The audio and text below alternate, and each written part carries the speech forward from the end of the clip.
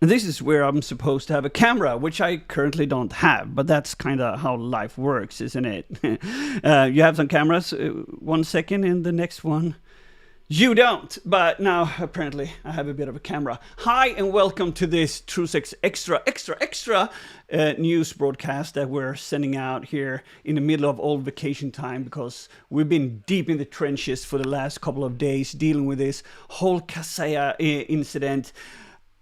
so many companies have been affected by this, and we wanted to share the knowledge and the insight that we have. It's not going to be a forensics deep dive. So if you are a forensic person and totally excited about hearing the nitty gritties, we're not going to disclose any O days here. This is going to be a more a briefly conversation around what we have learned so far. So managers and IT pros and everyone else can get an insight in what's happening. So today I got Fabio and Rasmus with me, and we're gonna see if we can enable those guys here.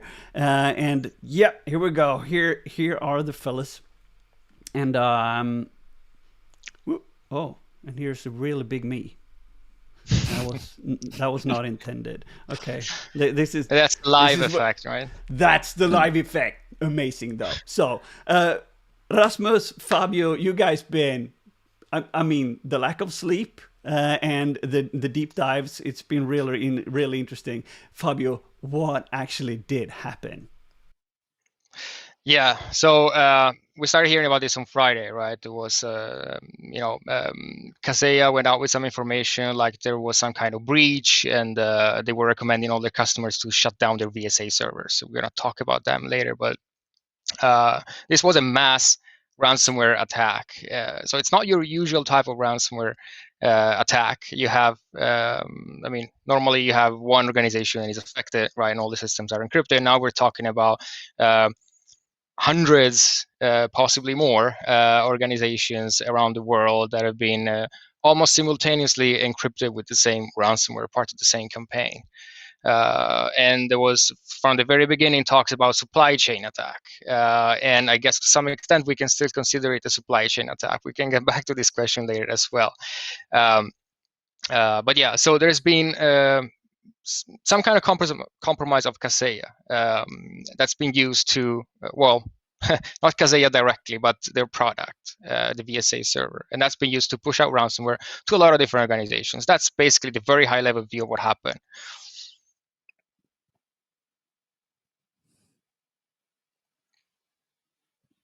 Yeah, well, Fredrik, you're not here anymore, but I guess we take it from here then. Rasmus, we have a lot of different organizations affected, right? So tell us a bit more about how it works.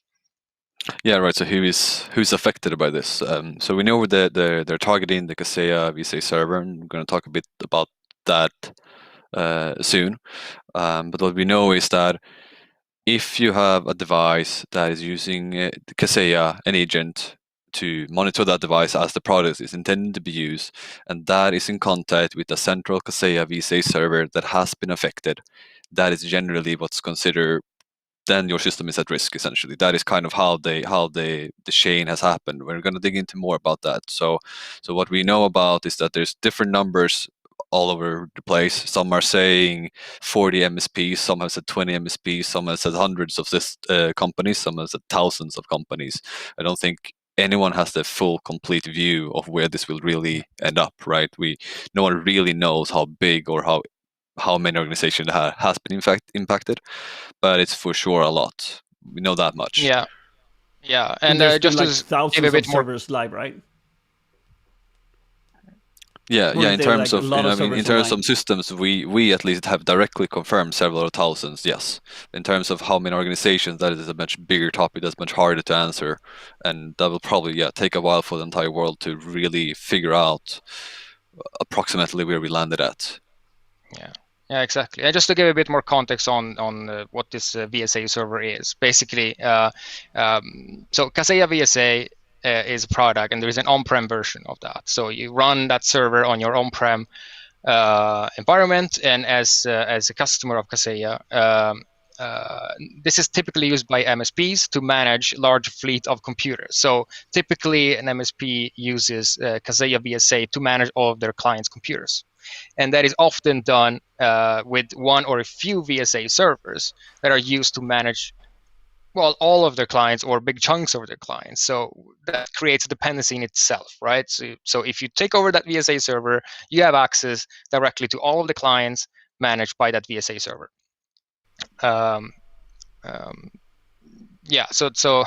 So that's how this got spread to different organizations, because that was the component that was compromised in the first place. So, what was the initial compromise? How did this work? What happened? Yeah. So initially, there was some thoughts that it could be that Kaseya itself was compromised, and we used to deliver malicious updates to the VSA servers in a supply chain attack. That turned out not to be the case. What happened really was that the VSA servers themselves, so the on-prem VSA servers, some of them were exposed to internet directly, and the threat actor had a 0-day, so an previously unknown vulnerability in the product. And they used it to execute code on it. This is a 0-day, so we can't really disclose too much. We did identify the exact exploit, and we are sending information to Kaseya about that, so we can help them with creating a patch for that. But basically, it's actually multiple flaws that are chained together. So as an unauthenticated user from the internet, you can reach this exposed service on the VSA servers, and in a couple of different steps, execute your code on it.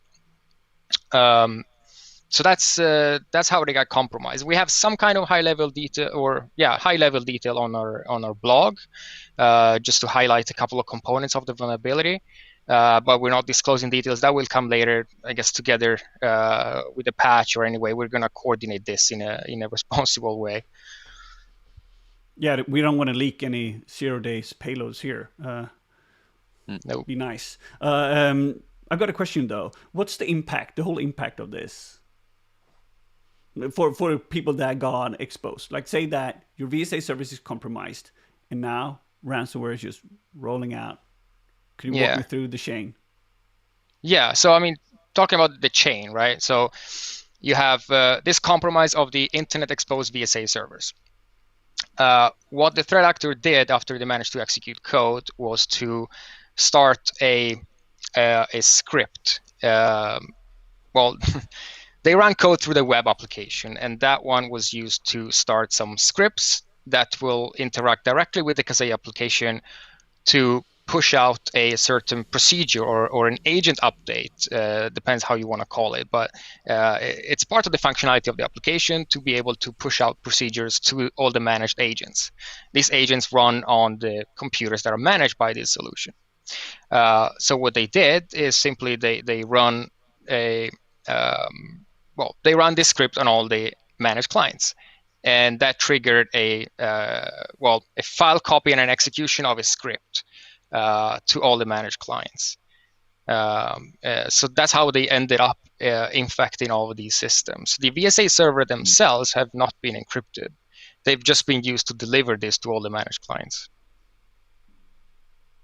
Yeah, and then so go into then the what happens then on the end devices, because we've covered now and spoken about Kaseya, VSA, and how it comes from the outside through Kaseya and then forward, right, to the end systems.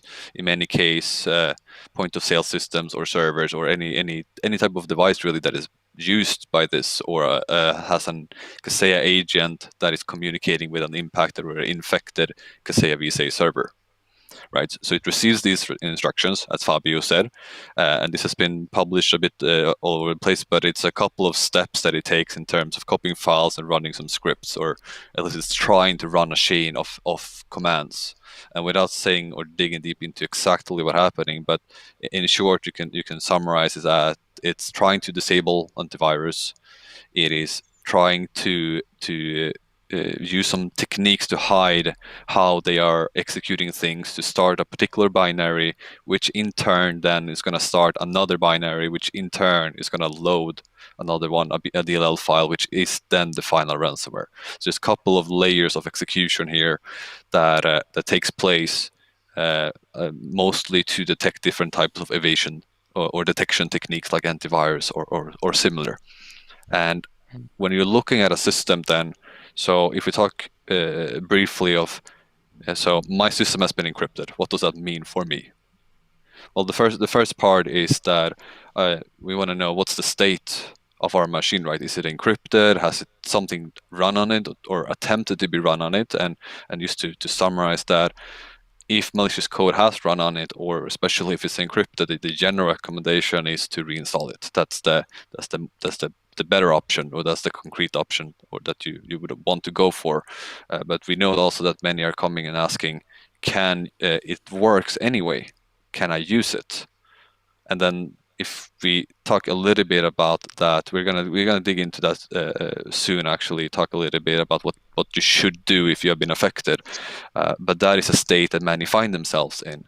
That we know that the system has been encrypted, but to what extent? We look at it. What we know that because of the way this was exploited, like Fabio just mentioned, that means that there could be different versions of the ransomware. So far, most have been talking about a particular hash value that has been seen in most places. So far, it seems to be similar in most places. But since we don't know everything or the full scale, and we know the way it was executed, we know there's the possibility that there could be different versions of the ransomware, meaning there could be different types of executions. The ones that we know of, the ones we've seen so far, things such as, is the ransomware persistent in the way that it's going to rerun on its own? It's not configured to do that as we know it today and as the public know it today. We also know that it's not spreading network-wise by itself, that it's targeting network shares by itself. That's also something we know from our analysis and from what's known in the public right now. We also know that that if you restart your machine to try to get things up and running, because the ransomware also has built-in functionality to try to stop services and kill things such as SQL and similar. It's trying to stop services to be able to encrypt files. And we know that if you restart the device, which some have attempted to do, there's a big variation in what will happen. In the case it will be fine. In some cases it resulted in the system won't start at all. Usually that is because the boot manager, the files related to booting, essentially starting the machine, has also been encrypted, usually because of the way the system has been configured. So you're kind of in a state where because of the multiple layers of execution and the unique configurations per system, your system will behave slightly different depending on how it has hit yours. And that is a situation that you kind of find yourself in when you have a system in front of you or accessible to you that has been in some way impacted. Okay, so what should you do? Let's say that this happened. We know what the impact is. We know how it works. Like you said, not all computers have been wiped all the way through, because apparently the malware just stopped in some cases. What would be your recommendation for somebody in that situation? Is it safe to run it?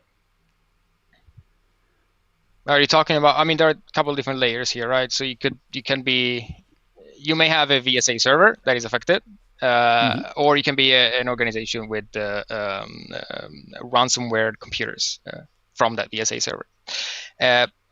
When we talk about a VSA server, well, obviously, if you haven't already done it, turn it off, or at the very least disconnect the network, and also conduct a thorough investigation or calling some expert to do that. Because, like we're saying, I mean, these were all directly compromised from the internet, right? And as far as we've seen, these attacks have been consistent.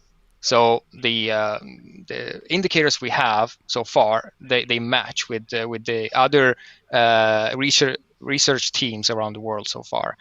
But we don't know. I mean, we cannot know for sure at this point that there isn't maybe one or two or some VSA servers that were exploited to conduct something else that we don't know. So if you haven't done an investigation, you really should, no matter what's the status of your other systems. I get it, but I'm still interested, because these are also affecting a lot of MSPs, right? Some people are running these to manage systems, and maybe it's not even your own server. You're using a third party to somebody manage your stuff, and then all your stuff get wiped. But it didn't wipe everything. Is it safe to keep on running as a small SMB or somebody that doesn't have their own infrastructure? Yeah, so like Rasmus was saying,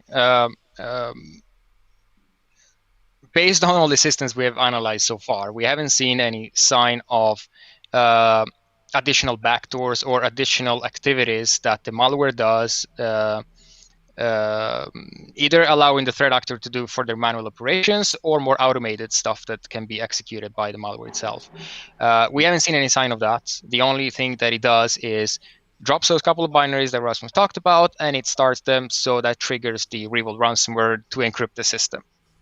That's basically what it does. It doesn't move around on its own. Basically, I mean, you can reinstall the system. If you have data that has not been encrypted, it's possible to take that data. You still need to be very careful about what you copy out. So still recommend you call in an expert that does that.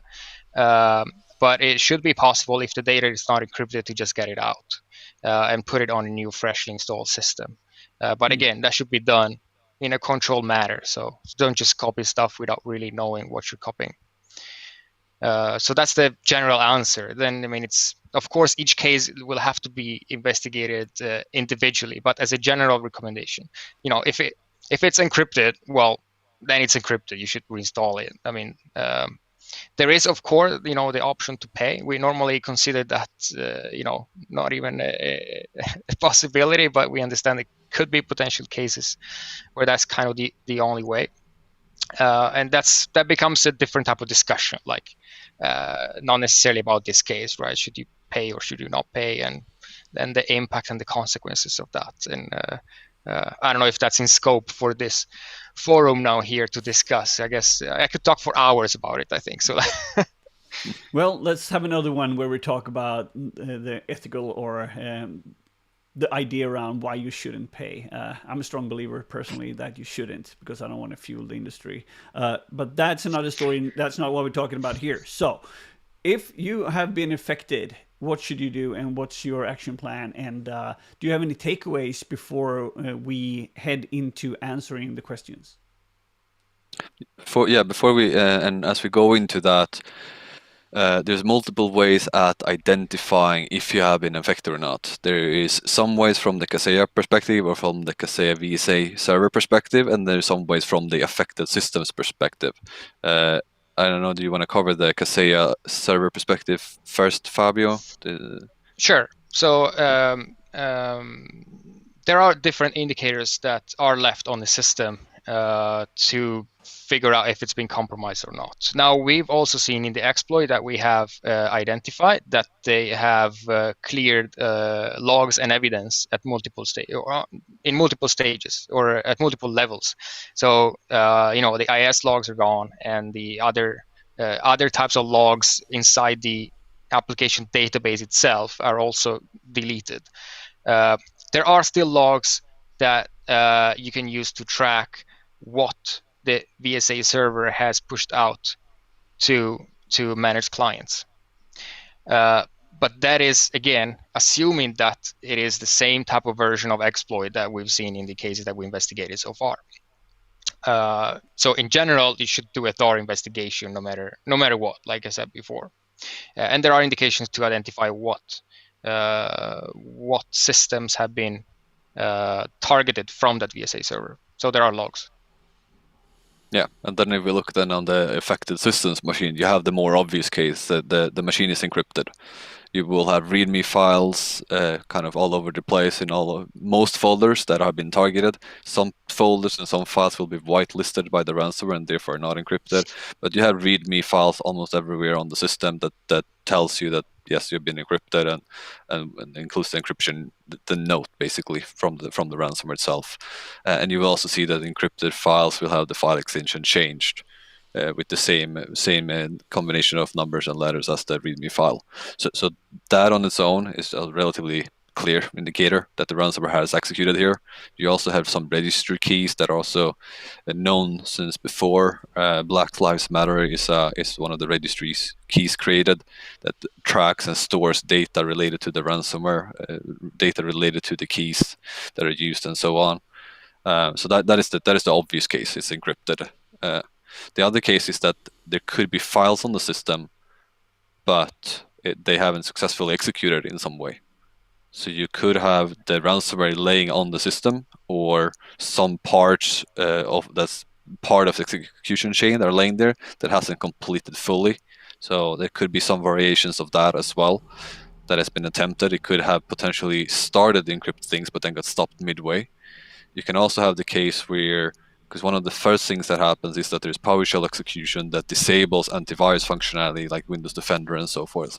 That is another layer of things that you might end up in a case where you have no files present, but antivirus and so forth has been disabled because the first part ran, maybe to a certain extent, or maybe it didn't fully function.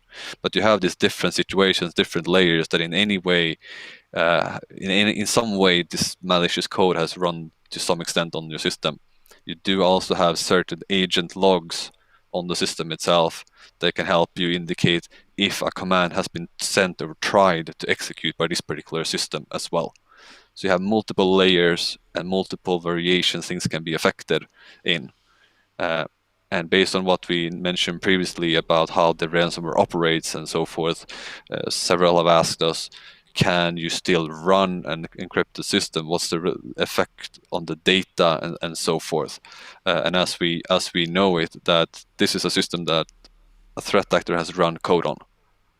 We have seen some cases of that, and so far that's been consistent in everything we have looked at. Doesn't mean that's the only thing that could have happened. It depends on your Kaseya VSA server. That's going to tell what's been executed for you, or then also in the logs for your particular machine will also help identify what's been executed for you. That will help you know what's really the case for you. And we also know that, we mentioned previously, that it doesn't target network devices. We also, from what we have seen, that it doesn't target secondary disks on the same system. So it encrypts the operating system disk, but not the secondary disk if you have one, or a third for that matter. So if you have a data disk, for example, that is likely not to be infected based on what the samples we have seen so far. Interesting. So we got a bunch of questions coming in. If you guys are ready for it, let's smash up those in. You're up for it? Sure. Cool. Okay. So let's do so. Sabina had a question here. What do you think about the difficult situation? Will Kaseya lose customers now? It's I guess it's similar to most of these cases. Will some people be scared? Probably yes. Will some? I think it also depends a lot how the world reacts as it starts to finally unfold. Usually, what we're seeing is the companies that are transparent, open, and detailed about what they're sharing are the ones that are better off in the end. Yes, they take an initial hit, but they are better off at the end. So I think it will also depend a bit on how everything unfolds. But so far they were fast on instructing to shut down systems, and they took some quick action. So that is at least an indication of willingness to be open. So we'll see kind of how that unfolds. But will it have some type of impact? Probably, but I don't think anyone really knows to what extent yet. They are also the victim in this.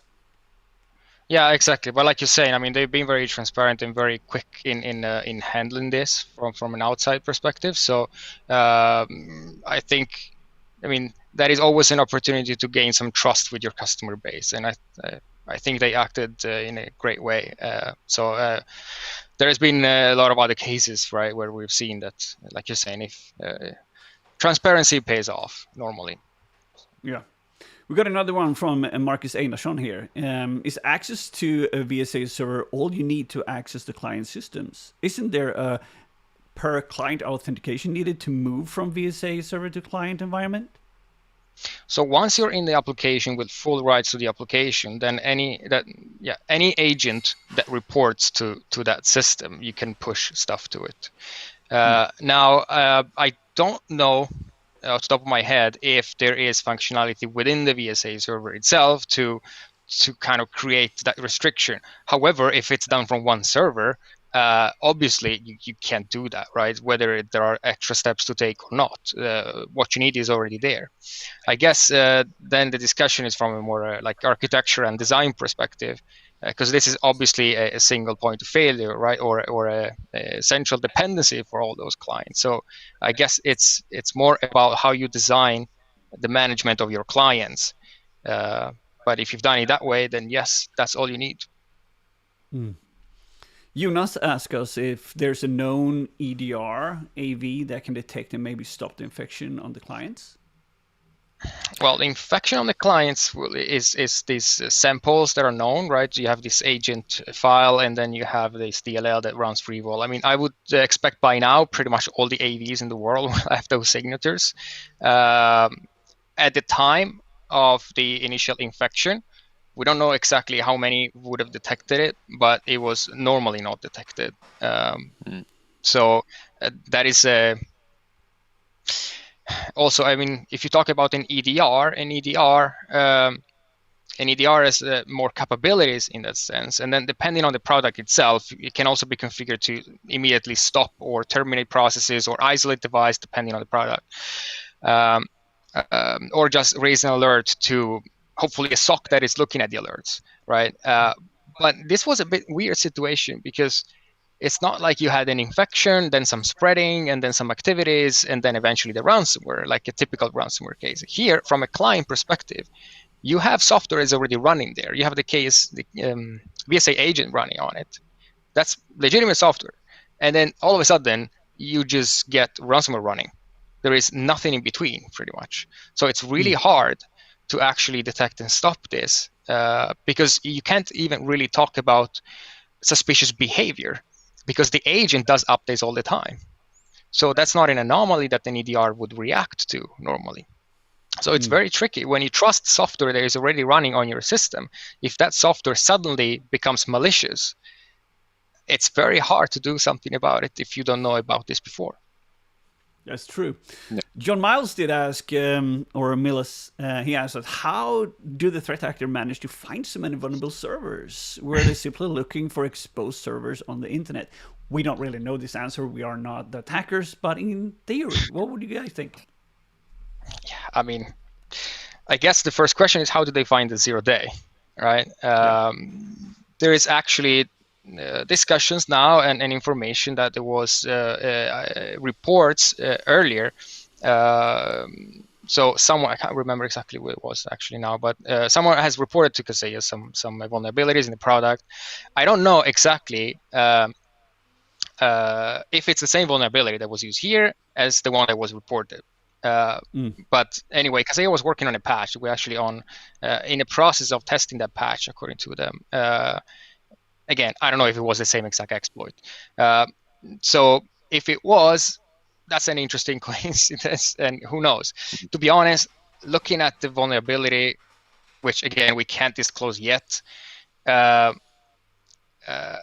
it's I mean, it's not necessarily that hard to find. However, it does require some kind of insight. So it could be that the threat actor had access to a VSA server and they could just check the code and reverse some DLLs and some other files and find the vulnerability. But once they found it, then yes, I would assume that they just did a broad recon through internet, find all the exposed VSA servers, build that nice list ready to just launch, and then work on creating the payloads and all the automation for that, and preparing the Revolt ransomware package through the ransomware as a service thing, and then just push a button and go through the list. That's I think that's probably how it went through. What's interesting also to think about here is that imagine having access to all of those systems. You can, of course, choose to do what they did here, right? And that's one way to handle this access. You just ransomware them all. But you could also think, maybe they did choose a few very interesting targets before to do something else, and then this is just the last part of the attack. That's why I'm saying if you have a VSA server that was exposed to internet, but you don't even have a known compromise, do a thorough investigation. Yeah, just make sure that it's not somebody just in there stealing your stuff, looking at things. Or has been before this happened.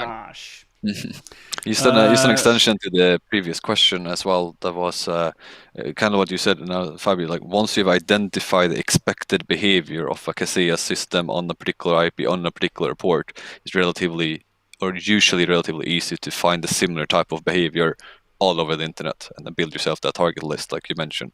And I also wanted to add, we do have on the question of EDR or AV. We have several cases where the AV has actually, after a while or midway or at the beginning of things, actually stopped things. The result has been very mixed, but there has been some cases where AV has been successful, since in the end, the files are being encrypted.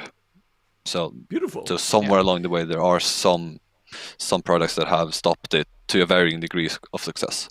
Yet another win for the blue team. Awesome. That makes me happy. Dick has a question here. What would your recommendation be to the organization, depending on the solution, similar to Kaseya? There's a bunch of them, right? And solar bins, but want to do it in a safer way, as this wasn't the first and absolutely not the last time this would happen. Yeah, I don't think there is a very easy answer to that, because obviously we live in a world now where we have dependencies or digital dependencies on a lot of different parties, components, companies, software, cloud solutions, all kinds of stuff. So it's very hard. But I think it's more of a mindset also that then triggers some kind of work you should do beforehand. Like if you kind of think that this I mean, just imagine it will happen. Do you have a plan to handle it? And can you somehow split up that risk? Like maybe don't rely just on one vendor, for example, is a way to reduce a risk. Having that type of thought while you handle your risk management and decide what type of vendors to use, what type of software to use. Then, of course, choosing the software itself is also it's part of the equation here. Then, of course, even big vendors get compromised and used for supply chain attack or similar attacks. So it's very hard. I don't have a great answer right now, to be honest. But having detection capabilities is definitely something that we will recommend in any case. Like we said before, this is a special case because you just got ransomware all of a sudden. There is zero time for detection, since the Kaseya server is normally not part of your systems, right? So you have no chance to see it before. But in general, having detection capabilities. Normally, we talk about EDRs a lot because that they see what happens on the endpoint, and then you need to have a SOC, a 24/7 SOC with people that actually understand how to read that and how to interpret the alerts and so on, and how to respond to that. That is usually the most effective way you have to identify something bad goes on in the environment. And then whoever looks at that also need to be aware of these types of attacks. Just because something bad or something suspicious has been triggered by by legitimate software that is normally trusted, doesn't mean that it's not an attack. Maybe it is an attack that uses supply chain attack. A very crude comparison that could be made is essentially the resulting effect is a domain controller. If you think a typical Windows environment, a domain controller available from internet where you could create a GPO unauthenticated to launch something everywhere.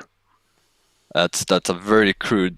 It's one central point of failure, internet exposed, that can access everything. If you have that setup, that need for that setup, yeah, you can't have local networks or VPN connections everywhere. For example, we know Kaseya is, for example, used as an alternative to reach systems that are on remote locations, which are hard to see or hard to access. End result in this case, you have something internet exposed, which is a central piece of system or software that can access a lot of systems at once. And once you have that, you have a dependency on that particular machine. That is the end result you end up in. We're going to finish off here with one last question, or more like a question. What do you think would be some of the consequences of this attack? We can only killgissa and speculate here, so feel free to guess away. What would be the consequences of this attack?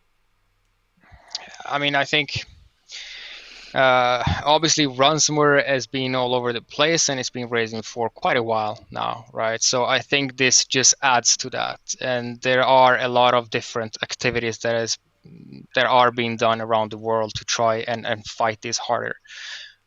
We work a lot with affected organization all the time. We work a lot with, with try and prevent this in the first place and all of that. And a lot of other organizations are doing the same. If we talk about impact or consequence of this particular attack, you have different perspectives. You have the Kaseya perspective, you have the customer's perspective. I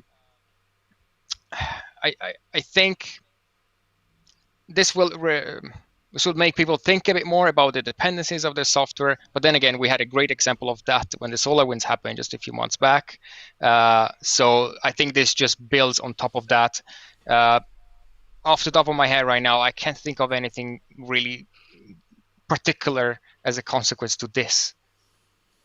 It was still, it was still a 0 day. Whenever there is a 0 day in the mix, then there is a less push on a particular person at fault.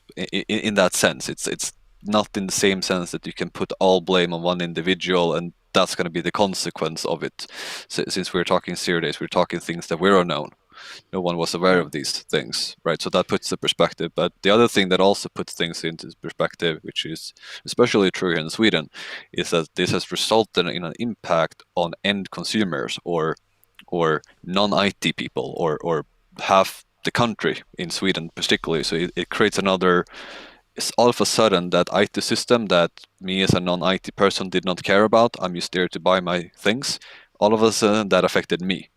And that will also cause the voices of more people to be raised or heard, because now all of a sudden it starts affecting people more and in a more concrete or direct way.